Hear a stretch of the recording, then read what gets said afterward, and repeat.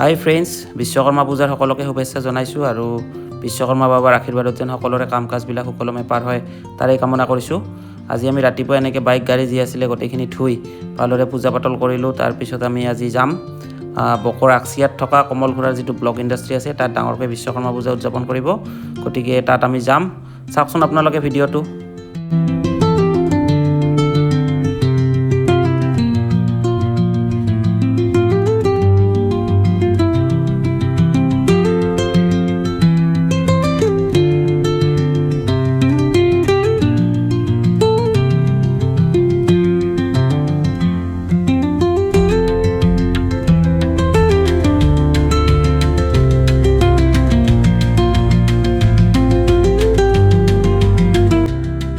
প্ৰাকৃতিক সৌন্দৰ্যৰে ভৰপূৰ এই ৰাস্তাটো হৈছে 17 নম্বৰ ৰাষ্ট্ৰীয় ঘাইপথ, যিটো বৰ্তমান 4 লেনযুক্ত হৈ আছে, কাম চলি আছে। গতিকে অকণমান বেয়া হৈছে ৰাস্তাটো, কিন্তু আৰু এবছৰ দুবছৰৰ ভিতৰত ৰাস্তাটো খুব ধুনীয়া হৈ যাব আৰু আপোনালোকে আহিব পাৰিব গোৱালপাৰালৈকে, গোৱালপাৰাৰ প্ৰাকৃতিক সৌন্দৰ্য উপভোগ কৰিবলৈ।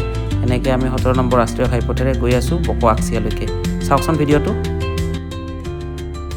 আমি আহি পালোঁ ইণ্ডাষ্ট্ৰীলৈকে।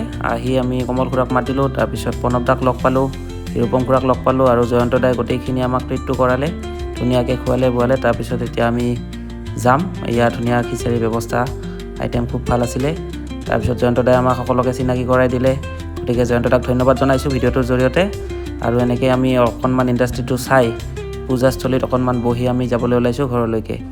গতিকে আপোনালোকে চাওকচোন অকণমান ইণ্ডাষ্ট্ৰীৰ পৰিৱেশটো।